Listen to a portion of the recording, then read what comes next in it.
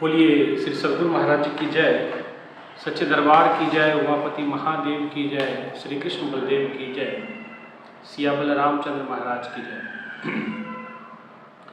प्रिय भगवत प्रेमियों, हमेशा की तरह आज भी आपके लिए नए नए सत्संग विचारों को लेकर के हम आपके मध्य उपस्थित हैं।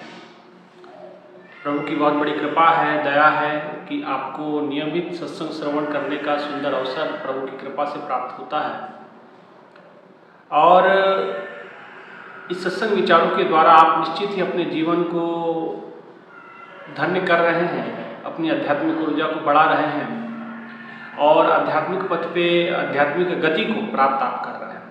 भाइयों बहनों, हमारा देश संतों का देश है, ऋषियों का देश है, पीरों फकीरों का देश है।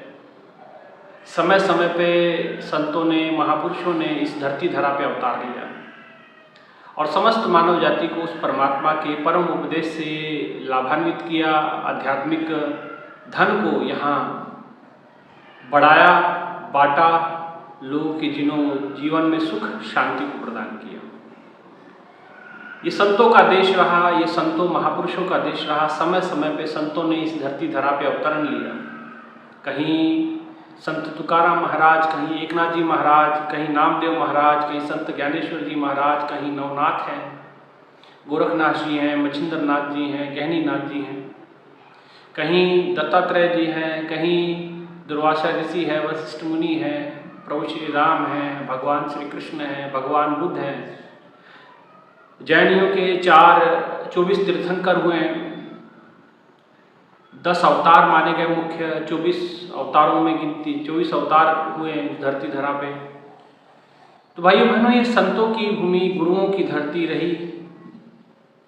और इस समय समय पे जो मानव जाति उस परमात्मा के लक्ष्य को जो भटक जाती है, मानवता अपनी मानवीय गुणों का विसार देती है, तब भगवान शरीर रूप धारण करके संतों के रूप में, चाहे अवतार के रूप में, वो धरती धरा पे जन्म लेते हैं और जन्म लेकर के समस्त मानव जाति को वो सत्य का उपदेश देते हैं, ईश्वर का उपदेश देते हैं, जो सार्वभौम सत्य है, जिसके विषय में गुरुवाणी कहते हैं आदि सत्य जुगाद सच है भी सच। जो आदि में भी सत्य रहा, जो इस वर्तमान में भी सत्य है और जो सब कुछ खत्म हो जाने के बाद भी जो शेष रहेगा वो सत्य है। इसीलिए भाइयों बहनों, उस सत्य को जिस समय प्राप्त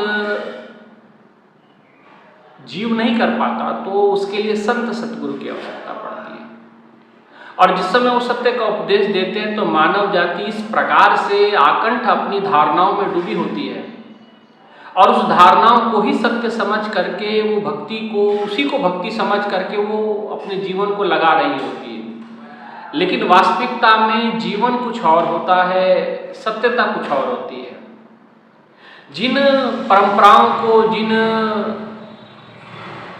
पद्धतियों को हम अपना के बैठते हैं, वो पद्धतियाँ कभी पूर्ण नहीं होती, क्योंकि प्रभु की भक्ति अगोचर तत्व से की जाती है।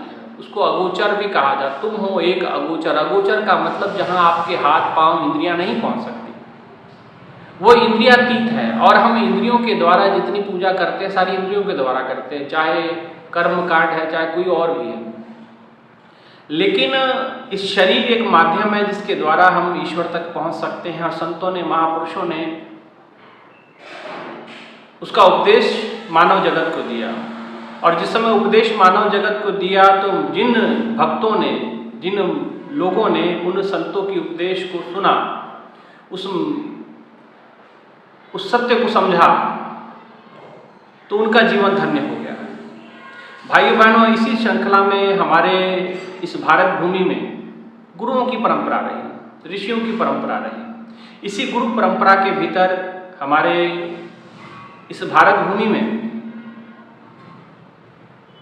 श्री गुरु अर्जन देव जी का जन्म होता है, अवतरण होता है। और इनका जीवन अगर आप देखेंगे तो विशुद्ध गुरु भक्ति आपको मिलेगी। गुरु के लिए कैसे तड़पते थे, कैसे परेशान रहते थे। गुरु गुरु गुरु कर मन मोर, गुरु बिना मैं नाही होर, गुरु की टेक रहो दिन रात। वो गुरु के लिए तड़पे, गुरु के लिए मरे, गुरु के लिए मिटे। और क्यों? क्योंकि वो समझ गए कि जो परमात्मा आज धरती पे आया है सतगुरु के रूप में, वो पहचान गए उसको। भाइयों बहनों, गुरु अर्जुन देव जी, जिनके वैसे तो सिख इतिहास में उनको पंचम गुरु के भी कहा जाता है, पांचवें पातशाही भी कहा जाता है। तो जो चौथी पातशाही थी, गुरु नानक, गुरु अंगद, गुरु अमरदास, रामदास को ऐसा है। तो रामदास जी जो इनके चौथे सिखों के जो गुरु माने गए हैं, चौथी पातशाही आप इसे कह सकते हैं, उनके गुरु भी थे, पिता भी थे। अर्जुन देव जी शुरू से ही बाल्यकाल से अपने प्रभु के भजन करना, बंदगी करना, प्रभु के चरणों की उपासना करना, ईश्वर के प्रति तड़फ रखना, उनके अंदर बचपन से ये लगन थी। और उसी लगन को देखते हुए गुरु की कृपा हुई और उनको उस महान ज्ञान से नवाजा गया। और उनको उनकी गुरु भक्ति देखते हुए उनको गुरु के प्रचार हेतु उनको जगह जगह भेजा भी गया और उन्होंने भगवान के सत्य का जयघोष उन्होंने बुलंद किया। समस्त मानव जाति को उन्होंने उस एक परमात्मा की खोज के लिए, एक परमात्मा के प्राप्ति के लिए उन्होंने सतत प्रयास रहे और समस्त मानव जाति को जागृत उन्होंने किया। भाइयों बहनों, लेकिन जिस समय ऐसे संत महापुरुष, ऐसे भगवान गुरु का रूप लेकर के धरती पे आते हैं, तो आप जानते हैं कि विरोधी तत्व भी साथ में होते हैं। जिन्हें भगवान की बातें अच्छी नहीं लगती, आपने कई प्रवचनों में, कई विचारों में, कई वीडियो में आपने मेरे सुना होगा कि जहाँ भक्तों ने भगवान को प्राप्त करने के लिए संतों की शरण को प्राप्त किया, वहीं कुछ समाज में ऐसे तत्व भी रहे जो परमात्मा को अपने बाप की बपौती मानते थे, इस ब्रह्म ज्ञान को अपनी बाप की बपौती मानते थे। लेकिन गुरु अर्जुन देव जी ने स्पष्ट कहा कि ये ज्ञान सर्वभाव है, सबके लिए है, सबको प्राप्त करेगा, सबका मानव जन्म का ये सिद्ध अधिकार है कि वो ईश्वर की प्राप्ति करे और ईश्वर की भक्ति करे, बंदगी करे। और एक परमात्मा के प्रति वो लोगों को सजग करते थे और गुरु के चरणों में अपार श्रद्धा, अपार प्रेम, उनकी कई ऐसी वाणियाँ आती हैं जो उनके भीतर बैठे हुए गुरु के प्रेम को वो दर्शाती हैं। मेरा मन लोचे गुरु दर्शन ताएं, कि मेरा मन तड़प रहा गुरु के दर्शनों के लिए, क्योंकि प्रचार के लिए जिस समय बाहर गए और उनके गुरु जी ने कहा था कि ऐसा है कि पुत्र, जब तक मैं ना कहूँ तब तक तुझे आना नहीं है। और वो चले गए गुरु के प्रचार हेतु और कहते कि जब बहुत समय बीत गया तो उनका मन व्याकुल हुआ गुरु के दर्शनों के लिए, तो उन्होंने चिट्ठियाँ लिखी, लेकिन चिट्ठियाँ गुरु तक पहुँची नहीं। वो पुकार, भक्त की प्रार्थना, वो चिट्ठियाँ जो लिखी हुई थी वो गुरु तक पहुँची नहीं और रास्ते में ही कहीं गुम हो जाती थी। अब रास्ते में गुम नहीं हो जाती थी, कोई उसे गुम कर देता था, क्योंकि ऐसा षड्यंत्र उनके घर में, गुरु दरबार में चल रहा था। क्योंकि सब लोग जानते थे सत्य से हर कोई डरता है, जो सच्चा होता है उससे हर किसी को भय लगता है। जो व्यक्ति सच्चा होता है ना, उसकी जरा जरा सी बात भी झूठे व्यक्ति को बड़ी चुभती है। क्यों चुभती है? क्योंकि वो सत्य अपने आप में बहुत कठोर होता है और उनके अंदर वो अपार श्रद्धा, अपार प्रेम था। लेकिन जो गुरु के प्रति अपार श्रद्धा रखे और उसकी पुकार भगवान तक पहुँचे ना, गुरु तक पहुँचे ना, ऐसा कभी संभव होता नहीं। चाहे लाख मुसीबतें आए, लाख रुकावटें आए, लेकिन गुरु को भक्त से कोई अलग नहीं कर सकता, शिष्य को गुरु से कोई अलग नहीं कर सकता। और जिसने जघन्य अपराध किया उसकी दुर्दशा हुई। और कहते कि उन्हीं के गुरु दरबार में पृथ्वीचंद, जो गुरु अर्जुन देव जी का भाई भी था, वो गुरु गति प्राप्त करना चाहता था, लेकिन वो जानता था कि भक्ति मेरे भीतर नहीं है, मेरे अंदर तो पद की लोलुपता है। और वो ये भी जानता था कि सत्यता किसके भीतर है, तभी ना वो अर्जुन देव जी को रोक रहा था। और जैसे उनकी चिट्ठियाँ आती, कहीं गुम कर देता, लुप्त कर देता। और बहुत समय जब बीत गया तो गुरु अर्जुन देव जी ने एक चिट्ठी लिखी और उसमें तड़प गए वो। मान लीजिए अपना दिल का हाल उन्होंने सारा लिख दिया। जैसे उसके अंदर लिखा कुछ इस प्रकार से था, जैसे चात्रिक का जो पक्षी होता है वो कहते कि प्रभु के जैसे वो तड़पता है, जैसे चात्रिक पक्षी पानी की बूंद को तरसता है, पहली बूंद को, स्वाति नक्षत्र की बूंद को तरसता है, वैसे ही मैं तरस रहा हूँ, मैं तड़प रहा हूँ। और ईश्वर की कृपा से वो चिट्ठी पहुंची और उस चिट्ठी में उन्होंने ये भी लिखा था कि मैंने इससे पहले भी बहुत सारी चिट्ठी लिखी लेकिन आपका जवाब नहीं आया, मुझसे क्या गलती हो गई, मेरे से क्या नाराजगी है, बताएं मुझे। जब गुरु जी के पास वो चिट्ठी पहुंची, उन्होंने देखा, उनका कलेजा बाहर निकल आया कि मेरे भक्त की इतनी चिट्ठियां आई और मुझे एक नहीं पहुंची।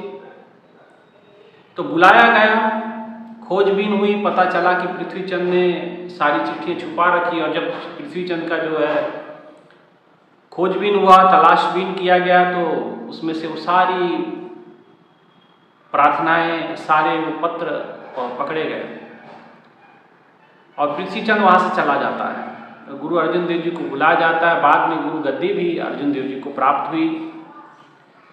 सिखों के 5वें गुरु के रूप में गुरु अर्जुन देव जी अपने आप, उन्होंने चौथे गुरु ने उनको स्थापित किया कि ये बिल्कुल योग्य है इस गुरु गद्दी के और इसी की बात आज से आगे माननी है।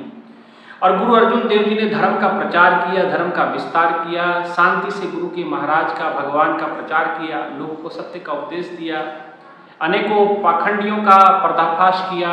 रीति रिवाज जो सिर्फ रीति रिवाज रह गए थे, उसमें भगवान कहीं था ही नहीं, उन सब का खंडन किया, सबको प्रभु के चरणों से जोड़ा, प्रभु के उस महान ज्ञान को दिया, लोगों को एक ईश्वर का उपदेश दिया और बताया कि भीतर में बैठे हुए परमात्मा को प्राप्त करो, बाहर कहाँ ढूंढ रहे हो, बाहर ढूंढन से छूट पड़े। गुरु घर ही माही दिखाया था कि वो गुरु के अंदर, घर के अंदर ही गुरु ने दिखा दिया, वो रास्ता खोल दिया। सब लोग भक्ति के पथ पे बढ़ने लगे।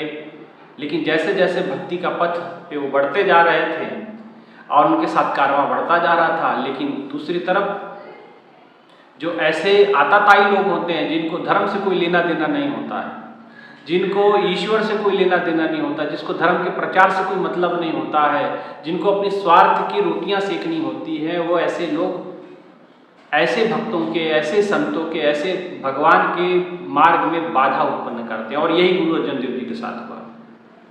गुरु अर्जुन देव जी ने विशुद्ध गुरु भक्ति का उपदेश दिया, परमात्मा की भक्ति का उपदेश दिया, परमात्मा को प्राप्त करने के लिए लोगों को उपदेश दिए और लोगों ने सहज स्वीकार किया। और कहते हैं कि और उसके बाद जीवन में एक पड़ाव ऐसा आया कि उन्होंने कहा कि आज जो गुरु नानक देव जी से ये परंपरा जो चली आ रही है और संतों के, इतने महापुरुषों के इतने सुंदर सुंदर विचार जो कहीं समाज में लुप्त हो गए हैं, उनका संकलन किया जाए और एक सुंदर ग्रंथ एक बनाया जाए। और कहते कि उन्होंने उसका संकलन करवाया, गुरु ग्रंथ साहब के अंदर जो बानियां दर्ज करवाई। परंतु दूसरी तरफ उनके पैरेलल एक और समस्या चल रही थी। वो पैरेलल समस्या थी इस्लामीकरण की। वो पैरेलल समस्या ये थी कि लोगों को इस्लाम धर्म कबूल करवाया जाए। और चूंकि उस समय गद्दी पे जो मुगल बादशाह अकबर बूढ़े हो गए और उसके बाद उन्होंने वो गद्दी तो देना चाहते थे अपने पोते खुसरो को, लेकिन क्योंकि उनका जो बेटा था सलीम, जिसको कहते हैं, जिसको जहांगीर भी कहा जाता है। अब देखिए यही नैरेटिव सेट होता है। अब सलीम जो था, जिसको जहांगीर कहा गया, जहांगीर ने क्या किया कि शेख सरहदी, एक मौलाना समझ लीजिए आप, और शेख बुखारी, यूँ समझ ले कि उस कौम के बहुत बड़े वो इमाम थे, उनसे मित्रता की। और उन्होंने भी देखा कि भाई ये तो बादशाह अकबर का लड़का है और हमारा भी अच्छी दाल रोटी चलेगी। उन्होंने उसको अपने बातों में फंसाया, कब्जे में लिया और उनसे मित्रता की उनको, और पूरा उनके वो वशीभूत हो गया। और कहते हैं कि अकबर को उन्होंने समझाया। अब उन्होंने इस तरीके से मोटिवेट किया कि शेख सरहिंदी को कहा कि देखो, आपको हम अपनी पर्सनल पीढ़ी देंगे, और आप जो है पीढ़ी का मतलब कि एक प्रकार से ये यूँ कहे कि गुरु जो होते हैं उसकी उपमा देंगे, जिसके पूछ करके सारा काम किया जाता है। राजा, अब राजा के गुरु बन जाना का मतलब कितनी बड़ा ओहदा मिल जाएगा, लेकिन उसके लिए आपको मेरे पिता को मनाना पड़ेगा। और शेख सरहिंदी और इमाम बुखारी ने अकबर बादशाह को समझाया, बुझाया और कहा कि ठीक है, खुसरो को तो मिल ही जाएगी, लेकिन खुसरो को डायरेक्ट ना दे करके पहले उसके लड़के को, उसके पिता को तो दो, और पिता के बाद तो पुत्र का ही हो जाएगा सब कुछ। और वही हुआ, सलीम को गद्दी मिल गई। सलीम जो जहांगीर था, और कुछ समय के बाद जो खुसरो, वो चाहता था कि मैं भी गद्दी पे बैठूं, और उसने गद्दी के लिए प्रयास किया। सलीम को पता चला, शेख सरहिंदी ने जहांगीर को भड़काया, और जहांगीर ने खुसरो को वध करवा दिया, उसको मरवा दिया।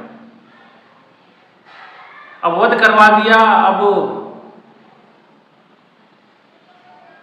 इधर दूसरी तरफ गुरु अर्जुन देव जी जो धर्म का प्रचार कर रहे थे, तो वही शेख बुखारी जो था और शेख सरहिंदी था, उसने कहा कि देखो, आप जो है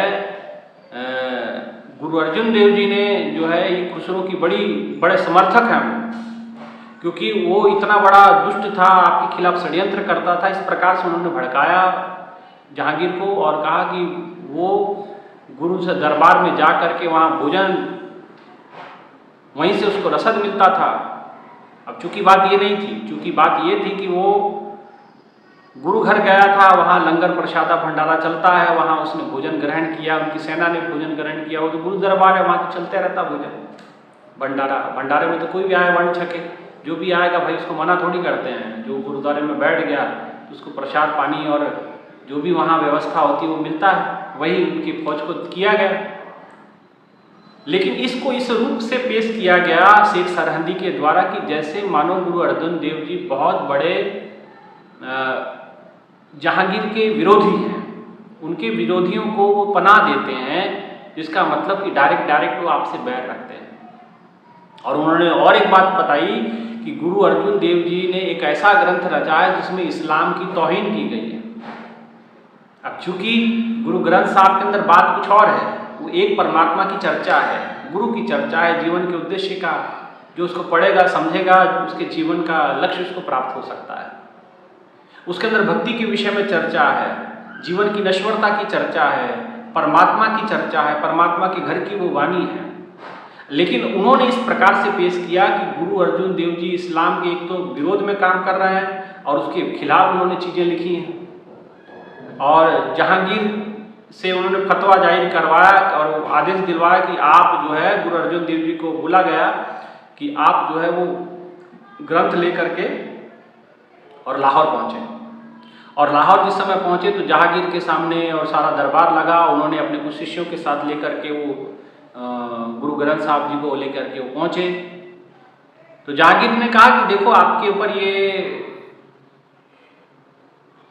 ये गुनाह जो हमारे सामने आया है, ये आरोप है कि आप इस्लाम की तौहीन कर रहे हैं, आपने ग्रंथ में कुछ ऐसी बातें लिखी जो इस्लाम के विरुद्ध है। तो गुरु अर्जुन देव जी ने कहा कि देखो, मैं तो एक निराकार परब्रह्म को जानता हूं, मैं एक परमात्मा को जानता हूं, और उस परमात्मा की चर्चा ही मैंने की है। परमात्मा की चर्चा मैंने की है, परमात्मा के विषय में मैंने बताया है, परमात्मा के बारे में मैंने बताया है। परमात्मा का उपदेश हर पन्ने पे आपको मिलेगा।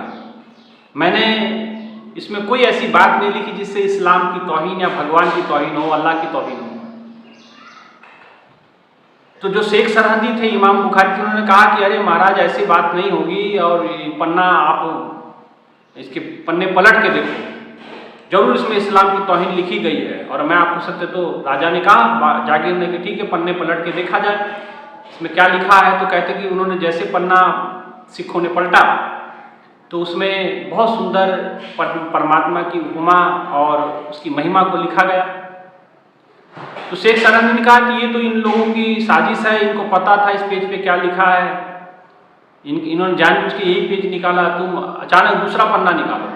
तो उन्होंने 2-4 पन्ने और इधर उधर किए गुरु ग्रंथ साहब जी का, तो उन्होंने दूसरा उपदेश पढ़ा कुछ पन्ने इधर उधर करके, तो उसमें से भी निकला एक अवर अल्लाह नूर पाया कुदरत के सब बंदे एक। तो ये वाला शब्द निकला, बोले इसको देख के जागीर और प्रसन्न हो गया। अब इमाम बुखारी को लगा कि भैया ये तो बात बनने वाले ने कहा नहीं नहीं, जो इसका जानकार है, जो गुरुमुखी पढ़ता है, जो समझता है, उसको बुलाया जाए। और फिर तीसरे आदमी को बुलाया गया कि आके पढ़ तू, इसमें क्या लिखा है हमको समझा। तो जो उनके धर्म के थे और उन्होंने आकर के उस ग्रंथ साहब में से उनको पन्ने पलट करके उसको पढ़ा, तो उसमें उपदेश निकला, हुक्मनामा निकला, बिसर गई मोहे तात पराई जब से साथ संगत मोहि पाई। इस प्रकार की कुछ उसके वाणी निकलती गई थी, क्योंकि हर पन्ने पे तो कुछ ना कुछ ऐसी परमात्मा की चर्चा लिखी गई। और देख करके जहांगीर खुश हो गए कि भाई इसमें तो कोई ऐसी बात नहीं है। लेकिन देखा कि शेख सरहंदी ने देखा कि तो काम गड़बड़ हो गया, तो उन्होंने मौके को संभालते हुए तुरंत ये कहा कि देखो ये जो मैं कह रहा हूँ, इन्होंने ये तो सिद्ध बात है, इसमें अल्लाह के विषय में तो कोई चर्चा ही नहीं है, तो क्यों ना इसमें इस्लाम की महिमा को लिखा जाए, और क्यों ना इसमें मोहम्मद पैगंबर के बारे में क्यों नहीं आपने लिखा। तो ये बादशाह ने कहा कि हाँ ये तो लिखना चाहिए था आपको। तो गुरु अर्जुन देव जी ने कहा कि भाई मैं इसे जरूरी नहीं समझता, ये किसी धर्म विशेष का ग्रंथ नहीं है कि मैं किसी की महिमा इसमें लिखूं, ये तो परमात्मा का ग्रंथ है, ये परमात्मा स्वरूपी ग्रंथ है, इसमें परमात्मा की वाणी लिखी गई, परमात्मा के घर की बातें लिखी गई हैं, किसी मजहब या धर्म की बातें नहीं लिखी गई। तो किसी को विशेष महिमा मंडन करने का मुझे कोई इसमें, उन्होंने कहा कि नहीं ये तो करना पड़ेगा आपको। तो गुरु अर्जुन देव जी ने कहा कि नहीं नहीं ये नहीं हो सकता। तो शेख सरहंदी ने मौका संभालते हुए कहा कि देखो ये कितना उदंड व्यक्ति है और ये राजा की बात नहीं मान रहा है, ये राजा के साथ बगावत में उतर आया है। और कहा जाता है कि, और कहते हैं कि इस बगावत का अर्थ है कि गुरु अर्जुन देव जी को मृत्यु दंड दिया जाए, सजा दिया जाए, मौत की सजा सुनाई जाए। तो गुरु अर्जुन देव जी ने तो कहा कि भाई मुझे कोई डर नहीं है, मुझे जिस परमात्मा ने जो चाहा है वही होगा, पर मुझे आप इस प्रकार से डरा नहीं सकते और डरा के कोई बातें इसमें लिखा नहीं सकते। तो कहते कि अब सारी बातें सुन करके अब जहांगीर तो मन ही मन जान रहा था कि ये सच्चे गुरु हैं, सच्चे संत हैं, ये पीरों फकीर प्योर पीर फकीर है। लेकिन कहते कि इन लोगों ने अब कुछ ऐसा राजा के दिमाग में बात डाल करके उनसे कहा कि ऐसा है कि इनको सजाए मृत्यु दे दिया जाए। तो कहते कि अब जहांगीर ने तो वो मृत्यु का दंड तो नहीं दिया, तो उन्होंने कहा कि ऐसा है कि 1 लाख रुपया आपको इसका जुर्माना आपको लगेगा, आपने राजा की बात नहीं मानी। और इतना कह करके राजा जो था, जहांगीर जो था, सिंध क्षेत्र की ओर चला गया। लाहौर की घटना और लाहौर से वो सिंध क्षेत्र की ओर चला गया। अब सिंध क्षेत्र में चला गया, उसके बाद इधर अब वहाँ के जो गवर्नर थे लाहौर के, मुर्तुजा खान को ये हुक्म दिया गया कि आप इसे 1 लाख रुपए की अगुवाई करवाओ। तो बड़े बड़े साहूकार, बड़े बड़े सेठ, बड़े बड़ी सारी संगत इकट्ठा होकर कही कि 1 लाख रुपए कोई बड़ी बात नहीं है, हम ये राशि जमा कर देते। लेकिन गुरु अर्जुन देव जी ने कहा ये गुरु घर का पैसा है, ये गुरु की संगत का पैसा है, ये मैं अपने स्वार्थ के लिए नहीं खर्चा होने दे सकता, और ये जो है ये बिल्कुल जायज़ बात नहीं। जब हमने कोई अपराध नहीं किया तो हम इसका दंड क्यों भुगते, ये बिल्कुल सही बात नहीं है। और कहते जब ये बात ऐसा कहा गया तो इमाम बुखारी और शेख सरहंदी को लगा कि भैया ये तो बगावत तो उतर आया है, तो मुर्तुजा खान के हवाले किया कि तुझे 1 लाख रुपए इनसे वसूलने हैं। तो मुर्तुजा खान ये जानता था कि सच्चे संत है और ये पाप वो करना नहीं चाहता था, कि जानते भी सच्चे पीरो फकीर है, इनसे हमारा कोई बैर नहीं, इनका कोई हमसे बैर नहीं, हम क्यों इनको मारें। लेकिन उसी समय चंदूलाल दीवान चंदूलाल, तो दीवान चंदूलाल जो है उसने मौका संभाला। दीवान चंदूलाल एक ऐसा शख्स था जो गुरु अर्जुन देव जी के बेटे से अपनी पुत्री का विवाह करना चाहता था, लेकिन गुरु अर्जुन देव जी ने मना कर दिया था, क्योंकि दीवान चंदू ने गुरु नानक देव जी का अपमान किया था, गुरु नानक देव जी के घर को बुरा था, इसलिए वो नहीं चाहते थे कि ऐसे घर के साथ मैं अपना रिश्ता जोड़ूं। और उन्होंने कहा कि देखो, तो दीवान चंदू ने मौका संभाला और कहा कि ये जो है मैं आपको मौका दे रहा हूँ, ये अवसर दे रहा हूँ। चंदू ने कहा कि ये इनको हमारे हवाले करो और वो चाहता था कि मैं अपने उपदेश, अपनी जो बातें इनसे मनवा लूँगा और इसके बदले में मैं अपनी पुत्री का विवाह इनके साथ कर दूंगा और पुत्री का विवाह करके और जो है मेरा पुराना हिसाब भी पूरा हो जाएगा। लेकिन गुरु अर्जुन देव जी टस से मस नहीं हुए, तो उन्होंने गुस्से में आके गुरु अर्जुन देव जी को भर्ती गर्मी के दिनों में ऊपर कमरे में बंद कर दिया। अब जैसे कमरे में बंद कर दिया तो कहते कि उसी दौरान उनकी जो बहू थी, पुत्र वधू जो थी दीवान चंदू की, वो एक शरबत लेकर के, मीठा शरबत लेकर के चुपके से बिना किसी को देखे और चोरी छुपे वो गुरु अर्जुन देव जी के पास पहुंची। वो गुरु के प्रताप को जानती थी, गुरु के प्रति श्रद्धा रखती थी और चोरी से गई, कहने लगी गुरु जी आप ये ग्रहण कर लो, आपने कुछ खाया पिया नहीं है और हम जानते हैं कि आपके साथ हमारे जो ससुर है वो गलत कर रहे हैं। गुरु अर्जुन देव जी ने उनको समझाया कि पुत्री मेरा आशीर्वाद आपको है, लेकिन मैं ये ग्रहण नहीं कर सकता क्योंकि इन्होंने गुरु का अपमान किया है, गुरु नानक देव का अपमान किया है, तो वो अपमान बहुत बड़ा है, उसके लिए कुछ मैं नहीं कर सकता। तो लेकिन गुरु अर्जुन देव जी ने वो शरबत वापस कर दिया और उनको आशीर्वाद जरूर दिया कि पुत्री जाओ, तुम जाओ। और देखो तब से वो शरबत अभी भी आज आप भी गुरुद्वारों में जाओगे अभी भी शरबत बांटते हैं गुरु अर्जुन देव जी की शहीदी के दिवस पे। तो कहते हैं कि गुरु अर्जुन देव जी ने वो वापस कर दिया। उसके बाद खान मुर्तुजा को बताया गया कि देखो ये ऐसा नहीं मान नहीं रहे। तो कहते हैं कि उसके बाद कोतवाल आए और अर्जुन देव जी को ले गए। शेख सरहंदी इमाम बुखारी ने किले के अंदर बुलाया, और कहा कि ऐसा है कि अब जो है, और इमाम से फतवा जारी करवा दिया कि इन्होंने जो राजा है महाराज जहांगीर है, जो जहांगीर की बात नहीं मानी, उनसे बगावत की है, उसके बगावत के बदले इनको मृत्युदंड दिया जाए। और कहते हैं कि कोर्ट में षड्यंत्र करके उनको मृत्युदंड दिलवाया गया और जैसे मृत्युदंड दिलाया गया धरती गर्मी में उनको खड़ा किया गया। गरम गरम सलाखे जो उनके सहयोगी थे उनके बंद कटवा दिए, टुकड़े टुकड़े करवा दिए। गाय के चमड़े इनके ऊपर डाल के पीटा गया उनको, है ना, लपेट करके पीटा गया। और ऐसा ही गुरु अर्जुन देव जी के साथ भी तरह तरह की यातनाएं की गई। बाद में जल्लाद को बुलाया गया और कहा कि आप जो है इस्लाम कबूल करो तब आपकी ये जो मृत्यु की सजा माफ हो जाएगी। गुरु अर्जुन देव जी कहते इस्लाम हम ही स्वीकार करेंगे, ऐसा हो नहीं सकता। और गुरु ने कहा कि गुरुदेव जी ने कहा कि ऐसा नहीं हो सकता और ना ये कभी होने वाला है, इसलिए जो आपका काम है वो करो। लेकिन संगत को पता चल गया, संगत वहाँ इकट्ठे होने लगी और चारों तरफ उस किले को घेर लिया। लेकिन घेरेबंदी थी पूरी किले की, नाकेबंदी जबरदस्त थी, तो कोई भीतर प्रवेश नहीं किया। सिर्फ एक मियाँ मीर जो थे, जो गुरु के भक्त थे, वो एक भीतर जा पाए और उन्होंने गुरु अर्जुन देव जी को देखा कि गुरु अर्जुन देव जी को मुस्कुराता हुआ चेहरा, और उन्होंने कहा मियाँ मीर तू मेरे से कभी पूछा करता था ना कि ब्रह्म अवस्था क्या होती है, ब्रह्म की प्राप्ति क्या होती है, संत क्या होते हैं और उस परमात्मा का असली प्रताप क्या होता है, तो आज मुझे देखना। तूने हमसे हमेशा इस प्रकार के प्रश्न किए, आज मुझे देखना, तेरे सारे प्रश्न के उत्तर मिलेंगे। और मियाँ मीर आंखों में आंसू भरता हुआ और गुरु की सुंदर छवि को अंतिम बार देखता हुआ वहाँ से बाहर निकला और कहा, उपदेश गुरु जी ने कहा कि पुत्र तुम जाओ और यहाँ से जा करके आप गुरु भक्ति करना, गुरु उपदेश देना, गुरु के प्रचार को कायम रखना। और वो इतना कह करके वहाँ से वो मियाँ मीर को रवाना करते हैं।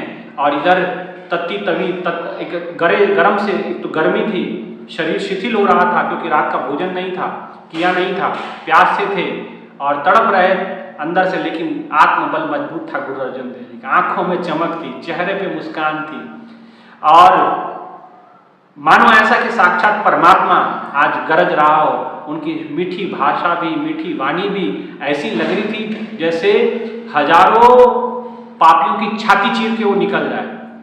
सत्य सत्य होता भाई बहन। और कहते गुरु अर्जुन देव जी आराम से, उनके लिए गरम गरम तवे लाया गया, नीचे आग लगाई गई, भट्टी लगाई गई और उसके ऊपर उनको बैठाया गया। बैठाने के बाद ऊपर से गरम गरम तेल डाल रहे हैं, कोई पानी डाल रहे हैं गरम गरम। लेकिन गुरु अर्जुन देव जी आराम से ध्यानस्थ होकर के एक परमात्मा के साथ लीन होकर के बैठ गए और उनका दर्शन कर रहे हैं। और अंतर ही अंतर, कहते कि साध संगत में, और वो परमात्मा के तत्व को प्राप्त कर रहे हैं। भीतर परमात्मा से उनकी लिव लग चुकी है और बाहर उनको शरीर का भान नहीं। और जब भान नहीं है तो वो करे जा रहे हैं। कभी अब देखा कि नाक से खून आने लग गया तो उन्होंने ठंडा ठंडा पानी डाला, लेकिन कोई फर्क नहीं पड़ा। और उसके बाद जब गुरु ने, अर्जुन देव जी ने अपने प्राण का त्याग किया, तो भाइयों बहनों आप जानकर हैरान होंगे कि भाई अब देखा कि चारों तरफ से तो हम गिर चुके हैं, कहीं लोगों के अंदर ये बात ना चल जाए कि उन्होंने जानबूझ के गुरु जी की हत्या कर दी। तो उन लोगों ने षड्यंत्र के द्वारा, तो इतिहास में कई जगह ऐसा भी आता है कि उन्होंने रावी नदी में गुरु जी के शरीर को बहा दिया। अब ये ऐसा भी कहीं मैंने किताबों में पढ़ा है कि भाई गुरु जी के शरीर को रावी नदी में बहा दिया गया, है ना। और कहा गया कि भाई गुरु जी, ये अफवाह उड़ाई गई बचने के लिए कि क्योंकि लोग तो विरोध करेंगे कि गुरु अर्जुन देव जी की आपने हत्या कर दी, निर्दोष होते हुए भी आपने वो भगवान का प्रचार कर रहे थे, धर्म का प्रचार कर रहे थे, आपको क्या कह रहे थे। लेकिन अब सारा जब देखा कि भाई दुनिया उल्टी हो जाएगी, तो उन्होंने गुरु अर्जुन देव जी की चर्चा दूर दूर तक थी। और गुरु अर्जुन देव जी ने की चर्चा जब दूर दूर तक थी, वो बहुत ऐसे व्यक्तित्व था कि जनमानस उनको पहचानता, जनमानस के हृदय में बसने वाले व्यक्तित्व थे, लोगों के हृदय में बैठते थे। तो उन्होंने ये अफवाह उड़ाई कि गुरु अर्जुन देव जी ये चंदू दीवान के घर में रुके थे, सुबह स्नान करने रावी नदी में गए और वहीं पानी में बह गए, ये अफवाह उड़ाई गई। लेकिन वास्तविकता यही थी कि गुरु जी को गरम गरम तवे पे बैठाया गया और उनकी शहीदी ली गई। भाइयों बहनों, ऐसा क्यों? सत्य है। लेकिन गुरु अर्जुन देव जी अपने सत्य से टस से मस नहीं हुए। गुरु अर्जुन देव जी ने सत्य के साथ समझौता स्वीकार नहीं किया। गुरु अर्जुन देव जी ने सत्य परमात्मा के साथ समझौता नहीं, कहा कि नहीं, जो गलत है सो गलत है और जो सही है सो सही है। उन्होंने 1 लाख रुपए का दंड नहीं दिया, अपने प्राणों का त्याग बलिदान कर दिया, लेकिन इस्लाम स्वीकार नहीं किया, है ना। तो भाइयों बहनों, ऐसे महापुरुष, ऐसे संत, ऐसे भगवान गुरुओं के रूप में इस धरती पे रहे, और ऐसे महापुरुषों का जो बलिदान व्यर्थ चला जाए, ये हमारे लिए डूब मरने की बात है ना। इसलिए भाइयों बहनों, उन महापुरुषों को याद करो जो सत्यनिष्ठ थे। और गुरु अर्जुन देव जी की जो भक्ति की पराकाष्ठा थी और उनके तप का, उनके बलिदान का जो कहते पराकाष्ठा जो थी, उन्होंने वो किया और एक राह मानवता के लिए खोल दी कि ऐसा भी किया जा सकता है, ऐसा भी होता है। इसलिए भाइयों बहनों, गुरुओं की इस पथ पे आगे बढ़ने की आवश्यकता है, गुरुओं की इस महान मार्ग पे आगे बढ़ने की आवश्यकता है। सत्य जब चलता है तो बहुत विरोध होता है, लेकिन हम उनके विरोध में रुकने वाले नहीं। हम उनके, आज भी सत्य का अगर हम आज सत्संग करते हैं तो हमारा बहुत विरोध होता है, बहुत लोग कुछ बोलते हैं, लेकिन हम परवाह नहीं करते, जा जिसको बोलना जो बोले, है ना। ये महफिल है मतवालों की, हर शख्स यहाँ मतवाला, भर भर के जाम इबादत के यहाँ सबको पिलाए जाते हैं। यहाँ तो सबके लिए ज्ञान के दरवाजे खोले जाते हैं, है ना। यहाँ किसी का डर भय नहीं है और डट करके यहाँ सत्संग सुनाया जाता है, लोगों को उस ज्ञान का उपदेश किया जाता है ना। तो सत्य से कभी डरता घबराता नहीं है, सत्य अकेला ही होता है। सत्य परेशान हो सकता है लेकिन हार नहीं सकता। इसलिए सत्यनिष्ठ बने, परमात्मा के सहयोगी बने, परमात्मा के लिए जीवन अर्पित करें, भक्ति करें, एक परमात्मा को प्राप्त करने का यत्न करें। तभी उस ईश्वर की भक्ति के लिए हम अपने जीवन को सर्वस्व लगा दें। यही गुरु अर्जुन देव जी के शहीदी दिवस पे हम सबको समझना है। इसलिए गुरु अर्जुन देव जी तो शहीद हो गए मानवता के लिए, धर्म के लिए, धर्म के उपदेश के लिए, लेकिन असत्य स्वीकार नहीं किया। तो भाई बहनों, हमें भी उनके जीवन से सीखनी है ना। इसलिए डट करके साधना भजन करें और डट करके भक्ति करें, एक परमात्मा को अपने घर के भीतर प्राप्त करके उसको प्राप्त करने का यत्न करें, है ना। यही गुरु अर्जुन देव जी के प्रति हमारी सच्ची श्रद्धा, सच्ची निष्ठा होगी। इतना ही कहते हुए अपने विचारों को यहीं विराम देते हैं। जोरदार जय घोष लगाएंगे। बोलिए श्री सद्गुरु महाराज जी की जय, सच्चे दरबार की जय, उमापति महादेव की जय, सियावल रामचंद्र महाराज की जय। धन्यवाद।